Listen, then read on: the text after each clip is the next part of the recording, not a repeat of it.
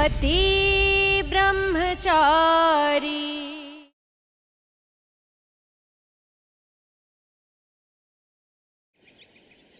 नहीं ईशा जी, मुझ पर भरोसा ना करना, ये बहुत बड़ी गलती साबित हो सकती है ईशा जी। जब बंदूक में गोली नहीं थी तो गोली भला कैसे चल सकती है? आप भी सोचिए ना ईशा जी, प्लीज। तुम्हें क्या लगता है तुम्हारी इन बातों पर मैं यकीन करूंगी? हाँ ईशा जी प्लीज, बस मुझे एक मौका दे दीजिए, एक मौका दे दीजिए प्लीज ईशा।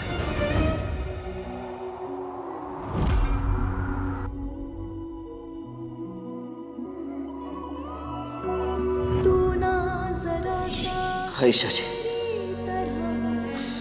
हम दोनों साथ में बनेंगे आईएएस। मैं हार नहीं मानूंगा ईशा जी, बल्कि पूरी शिद्दत से आईएएस की तैयारी करूंगा। पापा को यकीन दिलाऊंगा कि मैं आईएएस बनना चाहता हूं।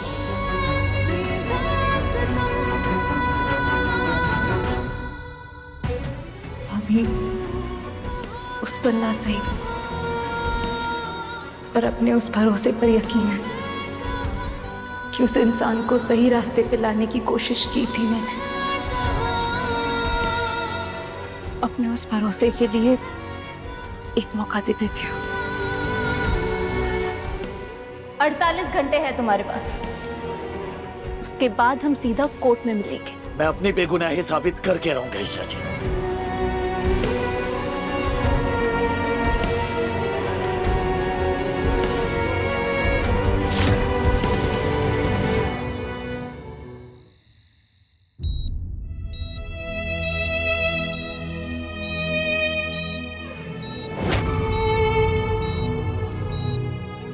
ईशा जी, आपका मुझ पर भरोसा ना करना बहुत बड़ी गलती साबित हो सकती है आपकी। जब बंदूक में गोली नहीं थी तो गोली भला कैसे चल सकती है?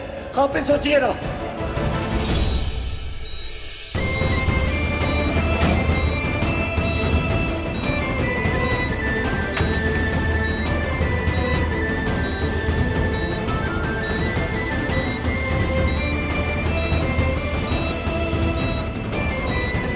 Bullet recovered from the body of victim Kaveri Singh does not match with the bullet from gun extracted from accused Suraj Singh.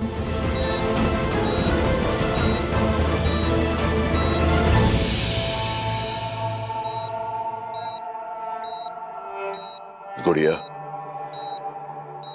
दिल में उठ रही आवाज को कभी दबाना नहीं चाहिए बेटा, जो ख्याल बन के बार बार दिलो दिमाग पर छाई रहे।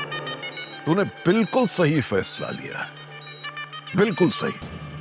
अगर तेरा मन सूरज को दोषी मानता है तो दोषी को सजा मिलनी चाहिए। मैं तेरे साथ हूं बेटा, हमेशा। रिपोर्ट वही बता रहा है जो सूरज ने बताया था।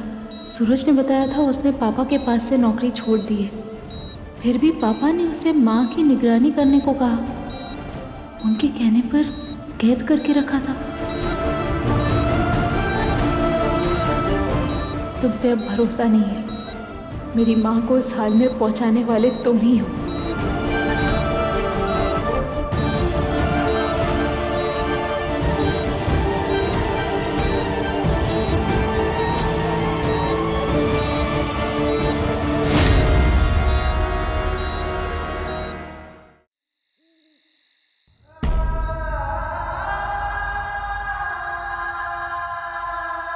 अरे ये औरत बिच्छू है, जिसके पीठ पे बैठ जाती है उसे ही डंक मारती है। ये औरत मेरी गुड़िया का हिस्सा मार के बैठी है। उस वक्त बाबूजी ने मुझे ये क्यों नहीं बताया कि ये औरत कोई और नहीं बल्कि ईशा जी की माँ है, जिस माँ के लिए ईशा जी दिन रात तड़पते रहे, याद करते रहे। क्या वो औरत इतनी बुरी हो सकती है जैसा कि बाबूजी ने कहा है? लेकिन हाँ सरजू, इस बारे में ईशा को कभी पता ना लगे, और इस औरत का यहाँ होना तेरे और मेरे बीच का राज होगा आज से, समझ गया? आज से ये औरत तेरी जिम्मेदारी है सरजू। इसे ठीक कर, इसका इलाज करवा और कागज पे साइन करवा। उसके बाद तू मेरे हर एहसान और हर कर्ज से आजाद हो जाएगा, हमेशा के लिए। बाबूजी ने कहा था कि इस औरत से कुछ पेपर साइन करवाने हैं। ये औरत ईशा जी के लिए खतरा है। पेपर साइन हो जाने के बाद इस औरत को मार डालने का हुक्म दिया था उन्होंने। कहा था कि ये तेरा आखिरी काम है, इसके बाद तू आजाद है।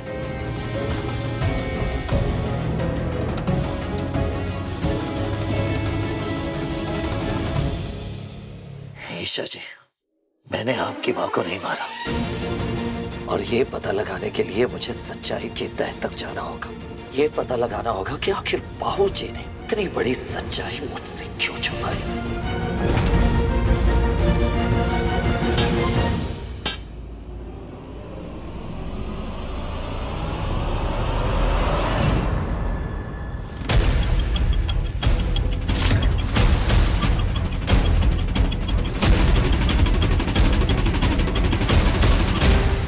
आदित्य, तू यहाँ? कभी सोचा नहीं था कि होने वाला ISS मुझे सलाखों के पीछे खड़ा मिलेगा। मेरे जले पे नमक छिड़कने आया है तू यहाँ? नहीं, तेरा दोस्त हूँ इसलिए आया हूँ, लेकिन आया मतलब से ही हूँ। तू तो भूल गया होगा, लेकिन तेरा एक एहसान है मुझ पे जो उतारने आया हूँ। सूरज, सूरज सुनना, मोटर गाड़ियों की हड़ताल चल रही है। सड़क पर कोई भी गाड़ी नहीं चल रही है, ना कोई ऑटो, ना कोई बसेस, और पुलिस भी ना किसी को यहाँ वहाँ जाने नहीं दे रही है। मुझे ना किसी भी तरह एग्जामिनेशन हॉल पहुँचना, नहीं तो मेरा 1 साल बर्बाद हो जाएगा। भाई भाई मेरी मदद करो ना, मैं जानता हूँ कि तुम कर सकते हो, प्लीज। तुझे मैं बिल्कुल पसंद नहीं करता। जब तू परेशान होता है ना, मुझे बड़ा मजा आता है, लेकिन मैं ये भी नहीं चाहता कि किसी का करियर खराब हो। चल बैठ।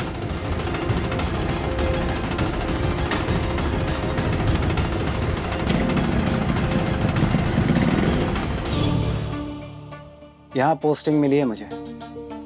तेरे मामले के बारे में पता चलता सीधा चला आया। बोल, तुझे कोई मदद चाहिए? किसी से बात करनी है? Phone arrange करवाऊं?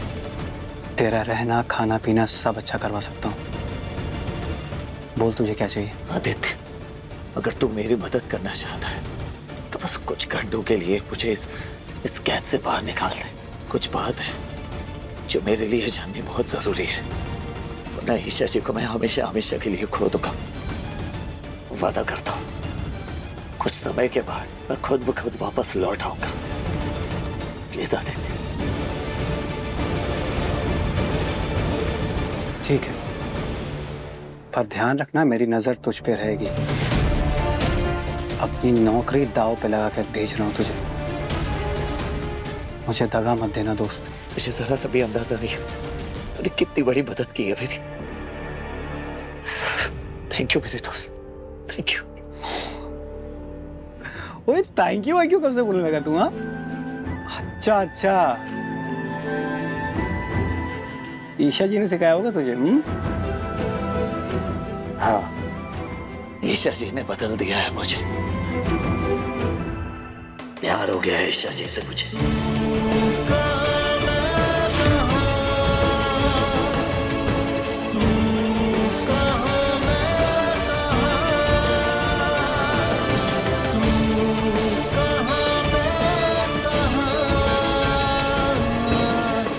मुझे तुमसे नफरत हो गई है सूरज।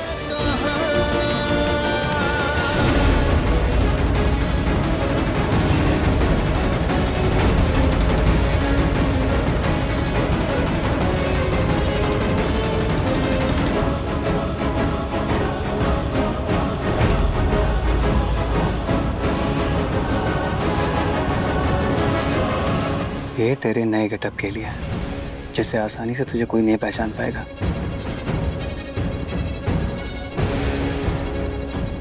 थैंक्स मेरे दोस्त।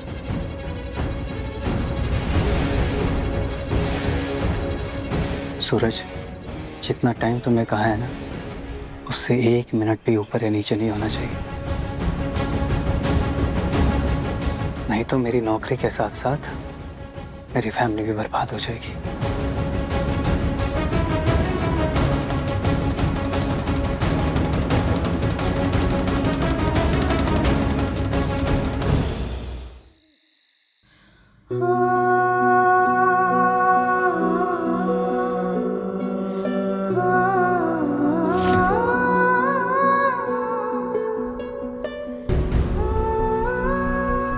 क्या हुआ ईशा जी?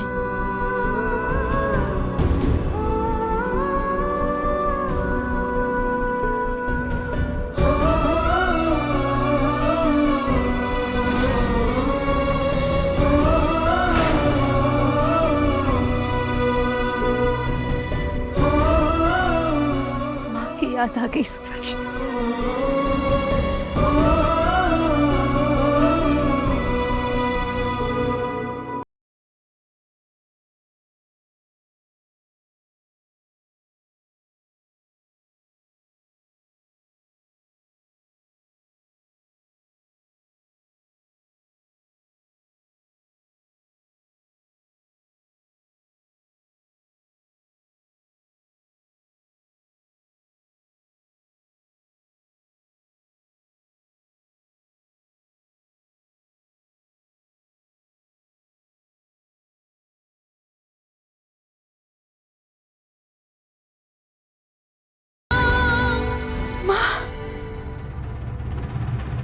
ईशा, ये है तेरा पति?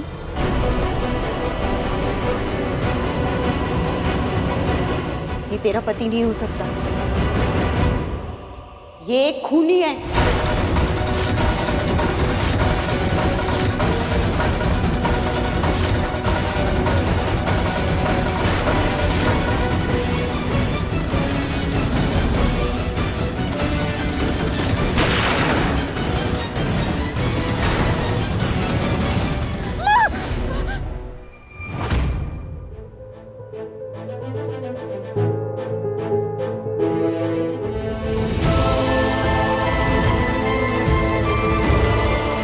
क्यों किया तुमने सूरज ऐसा? क्यों क्यों क्यों?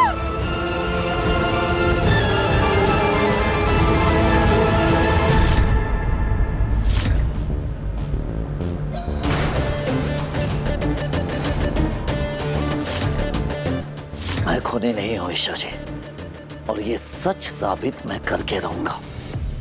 दुनिया मुझे क्या समझती है, क्या पुकारती है, इससे मुझे कोई फर्क नहीं पड़ता, लेकिन आपकी नजरों में गिर के मैं नहीं जी पाऊंगा।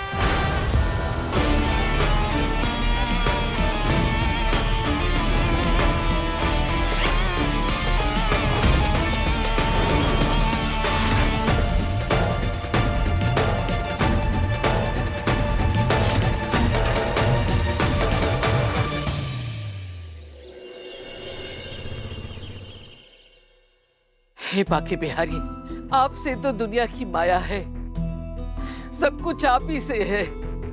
आप दुनिया के पालनहार हैं, कभी किसी निर्दोष के साथ अन्याय नहीं होने देते। फिर मेरा बेटा आपके रहते परेशान क्यों है? क्यों? जब भी कभी किसी अच्छे रास्ते पर चलने के लिए कोशिश करता है, सारे रास्ते बंद क्यों हो जाते हैं? क्यों? मैंने आज तक आपके लिए व्रत, जप, तप सब निश्चल भाव से किया है, लेकिन आज मैं हिसाब मांगती हूँ। मेरे सूरज को बेगुनाह साबित करना होगा आपको। वो कभी किसी को नहीं मार सकता। मैं अपने परिवार के लिए खुशी और अपने सूरज के लिए इंसाफ मांगती हूँ आपसे। आज मैं संकल्प लेती हूँ, जब तक मेरे सूरज के दामन पर लगे खून के दाग नहीं मिट जाते, मैं अन्न का एक दाना भी ग्रहण नहीं करूंगी। भाभी, ये कैसा संकल्प उठा रही है आपने? आप अपना वचन वापस लीजिए आप। माँ, आपकी तबीयत ठीक नहीं रहती, अगर आप खाएंगे पिएंगे नहीं तो आपका बीपी बढ़ जाएगा। मम्मी जी, आपको मुझ पे जितना गुस्सा करना है ना, आप कर लीजिए। मुझे चिमटी भी भर लीजिए प्लीज। आप ना ऐसा संकल्प मत लीजिए। माँ, मैं इस घर का बड़ा बेटा हूँ, फिर भी सूरज की कमी तो पूरी नहीं कर सकता, लेकिन उसके यहाँ ना होने पर आप लोगों का ख्याल रखना मेरा फर्ज है, मेरी जिम्मेदारी है। माँ, मैं भूखा नहीं रहने दूंगा। बस कोई मुझे मेरा व्रत तोड़ने के लिए मजबूर ना करे, वरना मेरा मरा मुंह देखोगे। भाभी क्या? मेरा ये व्रत तभी टूटेगा जब सूरज आकर अपने हाथों से मुझे खाना खिलाएगा। Mummy mummy mummy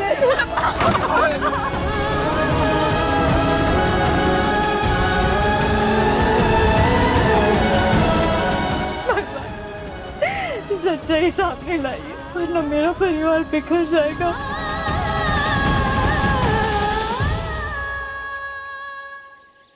Kanha ji, बरसों तरसती रही कि एक दिन मैं अपनी माँ से जरूर मिलूंगी। इतने सालों से जो बातें मेरे मन में है वो सारी उनसे कहूंगी। उनकी गोद में सिर रखकर उनकी बातें सुनूंगी, उनका हर दर्द बांटूंगी। मेरी माँ मुझे इतने सालों बाद मिली कान्हा जी, वो भी कैसे? मैं उन्हें ठीक से गले भी नहीं लगा पाई। कान्हा जी, मेरी माँ जिंदगी और मौत के बीच जूझ रही है, मुझे उनसे बात करनी है। कान्हा जी प्लीज प्लीज उन्हें होश में ले आइए। Please Kanha ji please.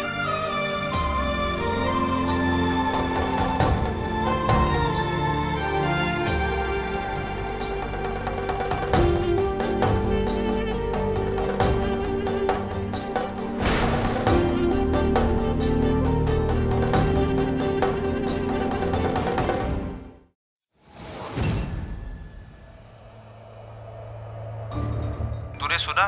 जो गोली उस औरत को लगी थी, सुनने में आया है वो गोली उस पिस्तौल की है ही नहीं जो उस लड़के के हाथ में मिली थी। कांस्टेबल इधर आना।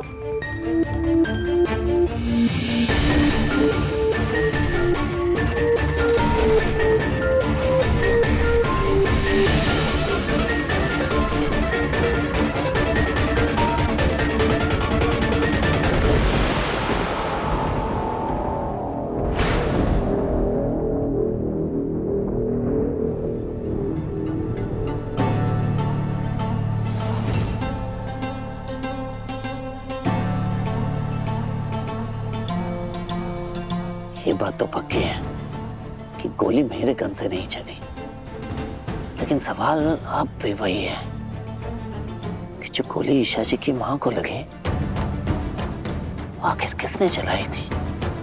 कौन हो सकता है?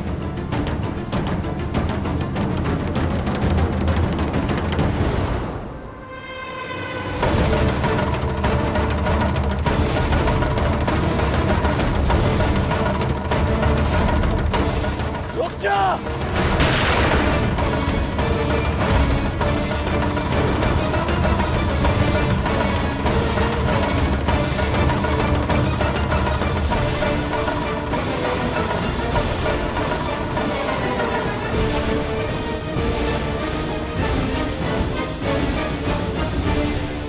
मैं यहाँ खड़ा था इस तरफ,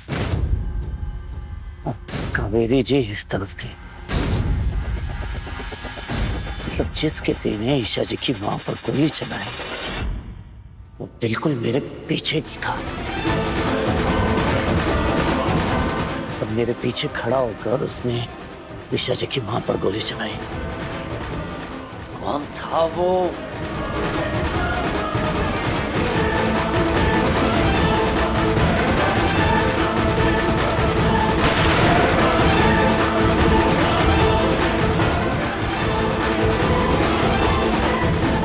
तो है जो मैं भूल रहा हूं, कोई तो कड़ी है जो मुझसे छूट रही है। कुछ समझ नहीं आ रहा क्या हो सकता है। जो भी हो, ये किसी ने जानबूझकर किया है मुझे फंसाने के लिए, और जिसने भी गोली चलाई है वो कोई प्रोफेशनल शूटर था, वरना इतना सटीक निशाना नहीं लगा पाता।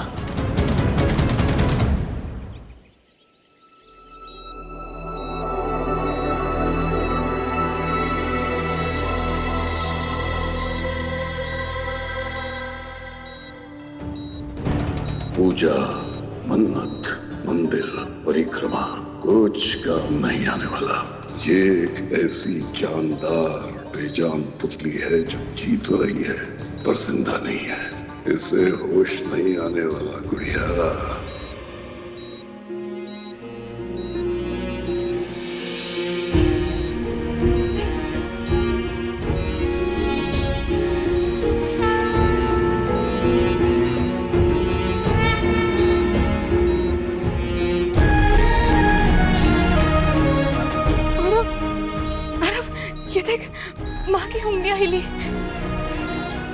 तूने देखा ना, माँ होश में आने की कोशिश कर रही है आरव।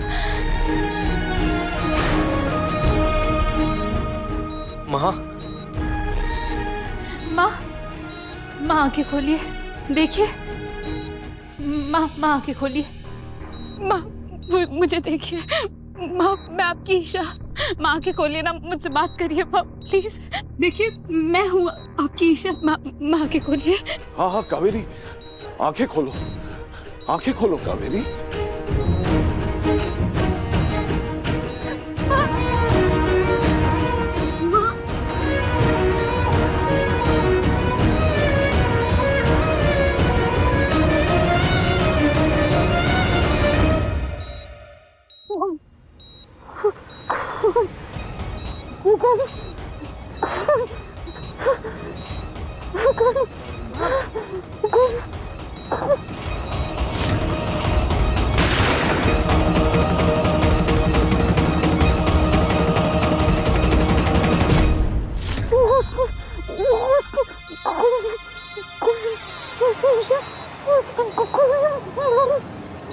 नहीं नहीं, जीत के इतने करीब हूं मैं।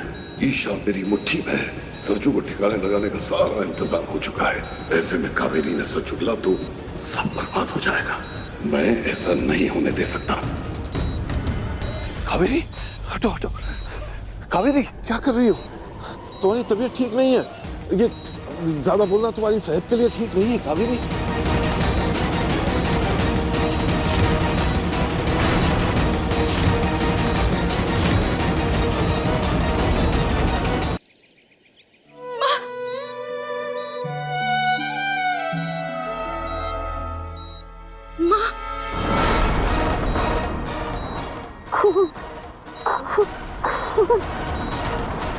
कावेरी हटो हटो। कावेरी क्या कर रही हो? तुम्हारी तबीयत ठीक नहीं है। ये ज्यादा बोलना तुम्हारी सेहत के लिए ठीक नहीं है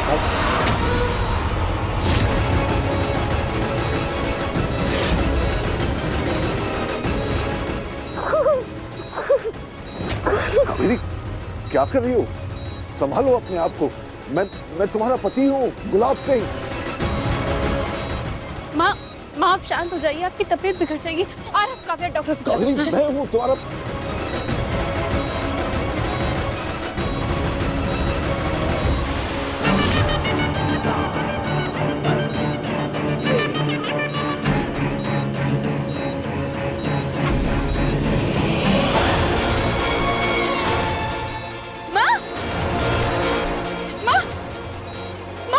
कावेरी कावेरी क्या हुआ? क्या हो गया तुम्हें कावेरी? माँ आंखें खोलिए ना। माँ प्लीज आप लोग साइड हटिए प्लीज। कावेरी डॉक्टर देखिए प्लीज, साइड हटिए प्लीज।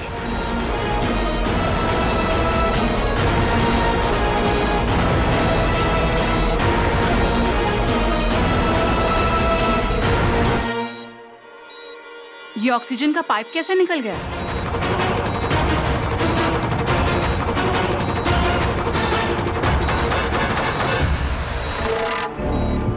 देखिए प्लीज आप लोग बाहर जाइए।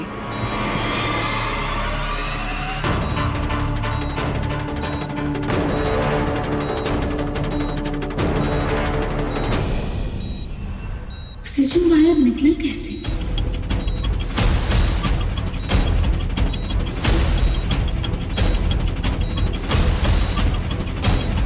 तुझे जिंदा रहने की मोहलत सिर्फ तब तक मिलेगी जब तक तू होश में नहीं आती। उठी तो जान से गई। आप लोग गए नहीं? बाहर जाइए प्लीज। बेशक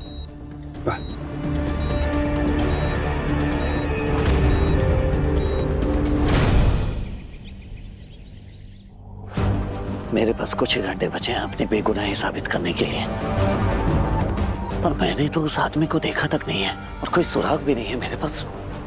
आखिर कैसे ढूंढूंगा मैं उसे?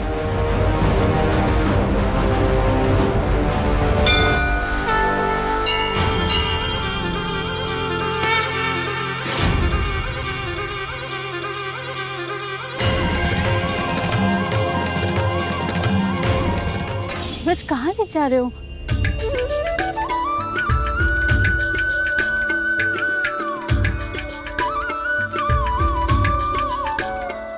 सूरज, मंदिर तो मैं ऐसे भी आ जाती, फिर ऐसे जबरदस्ती क्यों लाए? पूजा पाठ सब कर लिया ना आपने अच्छे से?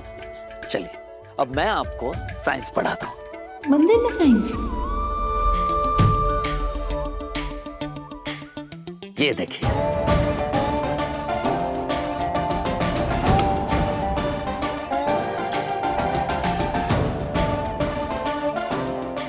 इसमें कौन सा साइंस है? नारियल फोड़ना तो मुझे भी आता है। नहीं ईशा जी, नारियल में भी साइंस है। ये देखिए, नारियल टूटने पर उसका खोखा, जो कि हल्का और सूखा होता है, वो उसके अंदर वाले हिस्से से अलग हो जाता है। बिल्कुल उसी तरह जब गोली चलती है, उसका खोखा भी उससे अलग हो जाता है, क्योंकि वो हल्का होता है। ओह, फिजिक्स! अब समझी। मतलब बंदूक की गोली में खोखा यानी शेल होता है, जो हल्का होने की वजह से नीचे गिर जाता है और गोली आगे निकल जाती है। टिश्क्याओ! बंदूक से जब गोली चलती है तो उसका खोखा उससे अलग हो जाता है। यानी जिस बंदूक की गोली ईशा जी की माँ को लगी थी, उसका खोखा भी यहीं कहीं होना चाहिए।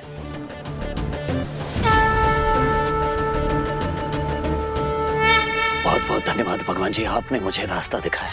ईशा जी, बस एक बार मेरे हाथ वो खोखा लग जाए, उसके बाद मैं अपनी बेगुनाही साबित कर पाऊंगा, सबूत दे पाऊंगा आपको।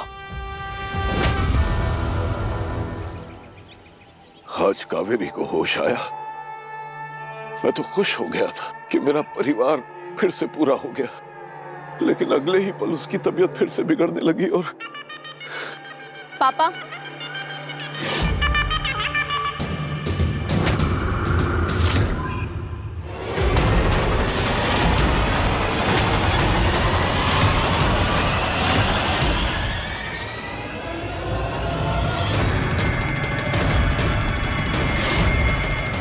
तबीयत बिगड़ी नहीं, बिगाड़ी गई है।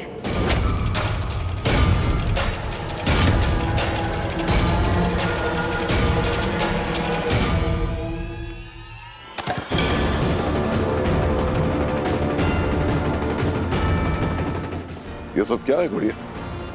कुछ फैसले हमेशा गलत ही साबित होते हैं पापा। आज मैं उन फैसलों को सुधारने जा रही हूँ।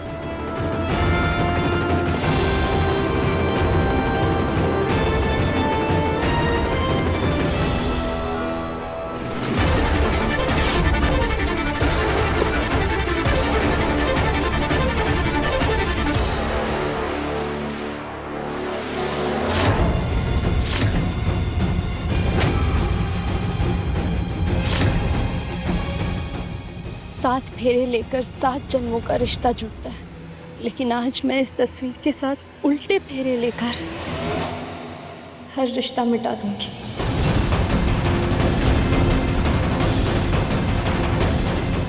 ईशा भाभी, प्लीज ये सब मत कीजिए। नहीं ईशा, सब भाभी, जो रिश्ता मेरी माँ को जिंदगी और मौत के मुंह में धकेले, वो रिश्ता मुझे चाहिए ही नहीं। मैंने फैसला कर लिया और कोई बीच में नहीं आएगा।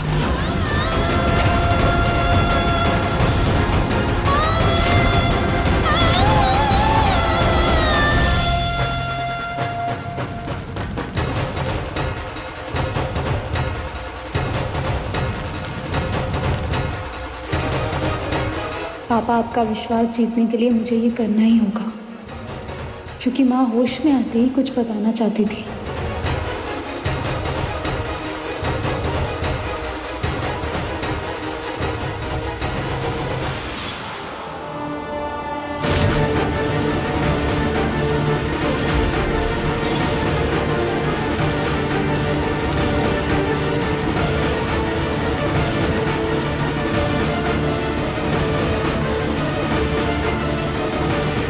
सूरज भी बार बार कह रहा था उसने माँ को नहीं मारा, लेकिन मैंने उसकी एक नहीं सुनी। और वो ऑक्सीजन का वायर कैसे खुल गया था? ये ऑक्सीजन का पाइप कैसे निकल गया? ईशा जी, आपका मुझ पर भरोसा ना करना बहुत बड़ी गलती साबित हो सकती है आपकी। जब बंदूक में गोली नहीं थी तो गोली भला कैसे चल सकती है? आप ही सोचिए ना।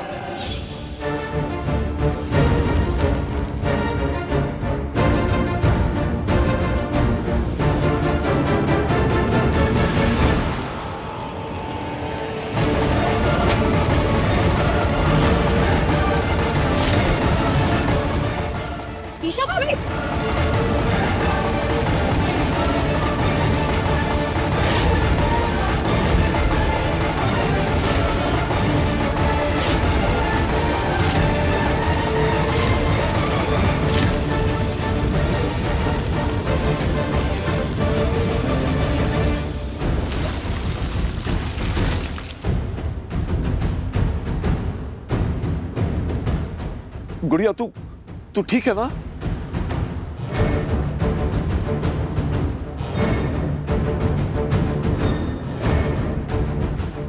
पापा मैं भूल गई कि माँ बाप ही होते हैं जो अपने बच्चों का भला चाहते हैं, और जब बच्चे उनकी बात ना माने ना तो उन्हें सजा देने का पूरा हक होता है माँ बाप को।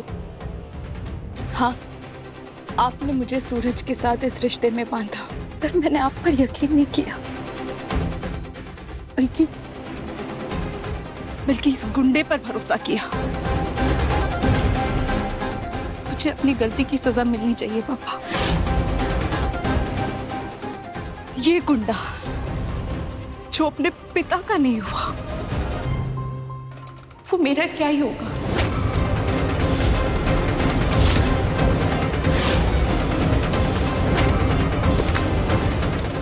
पापा, मैंने इस गुंडे पे भरोसा किया और आपके खिलाफ खड़ी हुई, आपसे लड़ाई की, इसे मैंने अपना पति, अपनी दुनिया सब कुछ माना, पर इसने मेरी मां पर ही गोली चला दी। पापा, मुझे समझने में थोड़ा वक्त लग गया, पर अब मैं समझ चुकी हूँ कि माँ बाप ही होते हैं जो अपने बच्चों का भविष्य संवारते हैं। हाँ पापा, आज मैं आपसे कहती हूँ कि आप ही है मेरे भाग्य विधाता।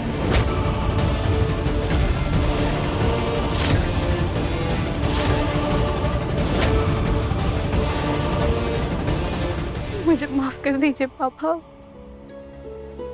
मुझे माफ कर दीजिए।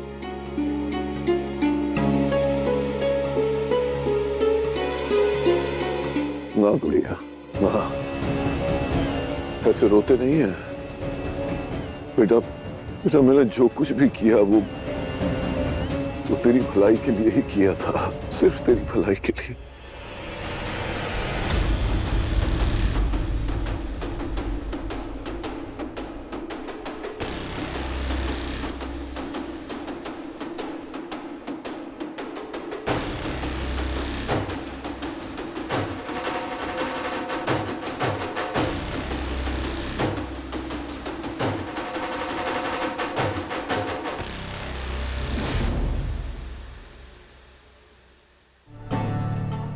ईशा, बेटा मैं गाड़ी निकलवाता हूं, तुम आ जाना।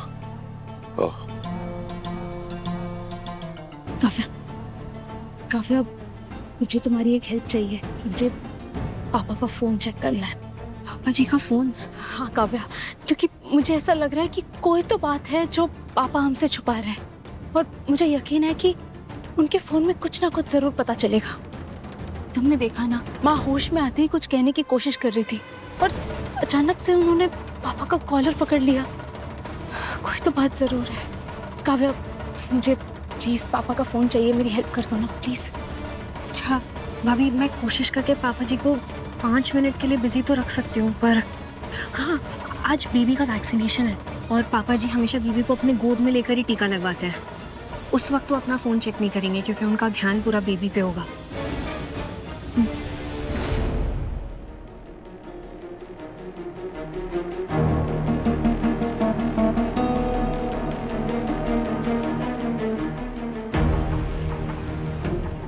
पापा जी, भैया भाभी, बेबी के वैक्सीनेशन का टाइम हो गया है। मैं बेबी को लेकर आती हूँ। और मैं भी वैक्सीनेशन के डोज का इंतजाम करके आती हूँ। गुड़िया,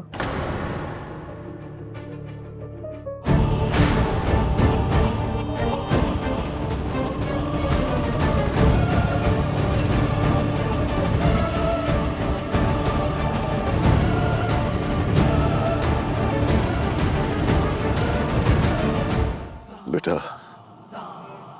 आज तूने अपने पापा का दिल वापस से जीत लिया, खुश कर दिया मुझे। मेरी गुड़िया मुझे वापस मिल गई। और सुनो, मेरे पोते को टीका मेरी ही गोद में लगेगा, समझे? ताकि वो रोए नहीं बल्कि अपने दादा की तरह निडर बने। क्यों बेटा?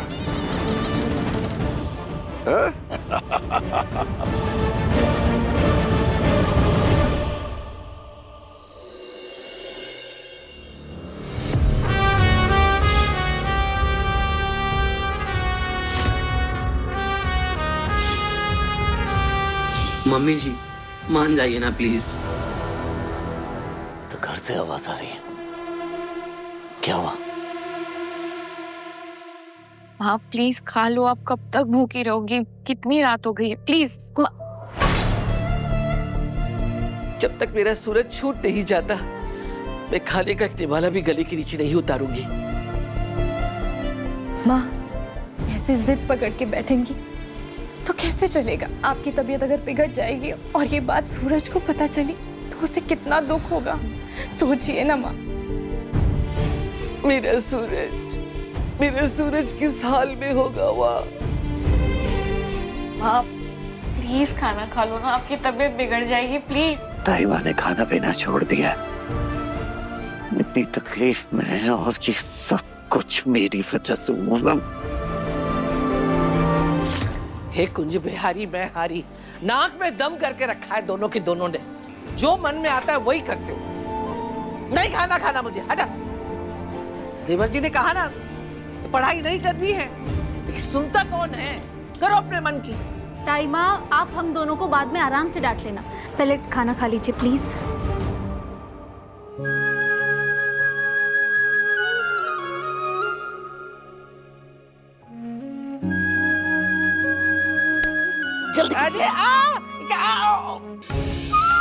ताई माँ पापा जी कह रहे हैं तो थोड़ी बात उनकी मान लेते हैं। देखना कुछ दिन बाद पापा जी खुद कहेंगे सूरज को पढ़ाई करने।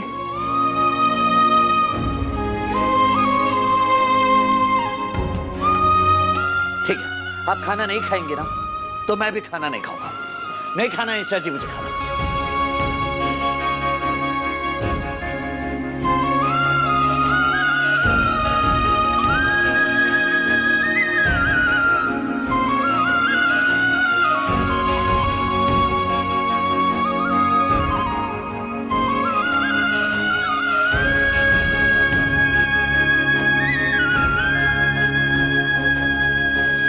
जब से तू इसकी जिंदगी में आई है ना, इसको अपने पल्लू से बांध के रख लिया है, वरना उसके पहले ये जोरू का गुलाम नहीं था। आप बिना कितने क्यूट है, कुछ भी करते रहते हैं। चलिए चलिए जल्दी से खाना खाइए, चलिए। हाँ हाँ ईशा जी।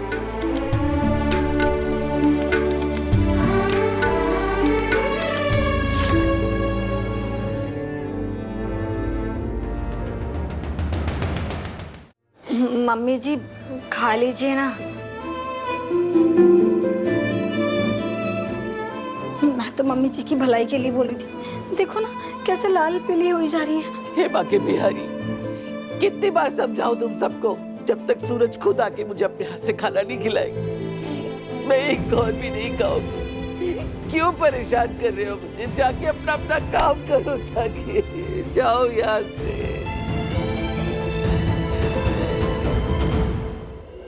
वकील साहब मैं आपसे विनती करता हूँ कि आप मेरे बेटे का केस ले लीजिए। मैं वादा करता हूँ कि मैं आपकी पाई पाई चुका दूंगा। आप क्यों बार बार कॉल करके मुझे परेशान कर रहे हैं? बताया ना, बिना पूरे पैसे लिए मैं क्या कोई भी केस नहीं लेगा। प्लीज जब पैसे हो तभी कॉल कीजिए।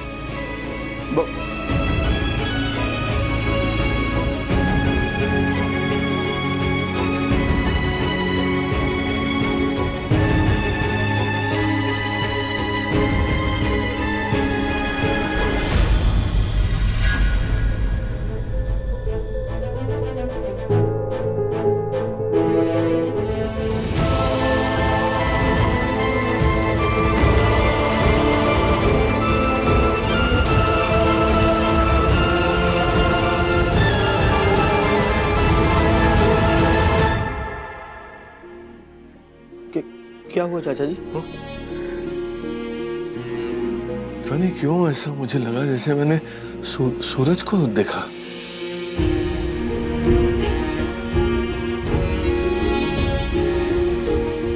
सूरज यहाँ कैसे दिखेगा चाचा जी?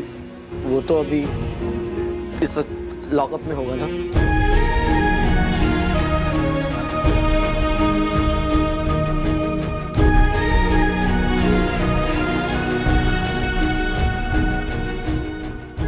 चलिए आइए।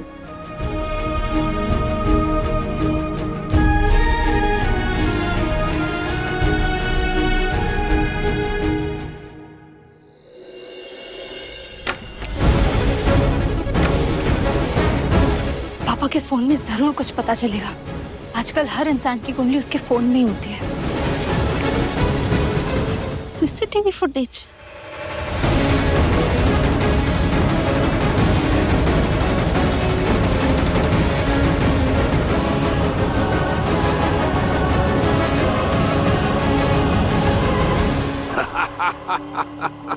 देखा, मेरे पोते को इंजेक्शन भी लग गया और मुंह से आवाज तक नहीं निकली।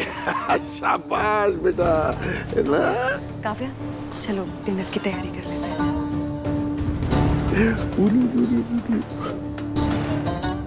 अरे मुझे एमएलए मेहता साहब को फोन करना था, मैं तो भूल ही गया।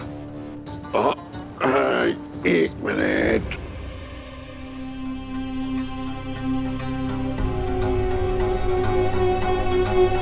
मेरा फोन कहाँ चला गया? अनुराग, जरा बच्चे को पकड़, मैं फोन दे संभाल।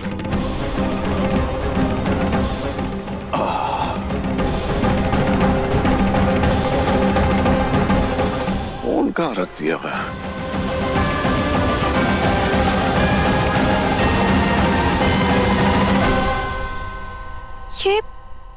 ये तो पापा का आदमी है। इसने जानबूझ के गोडाउन का दरवाजा क्यों खुला छोड़ा? कहीं ये सब पापा की चाल तो नहीं?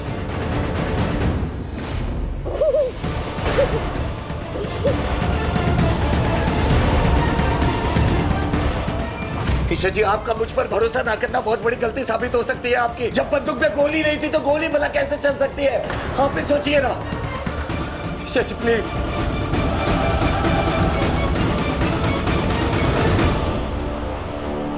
क्या सूरज सच कह रहा था?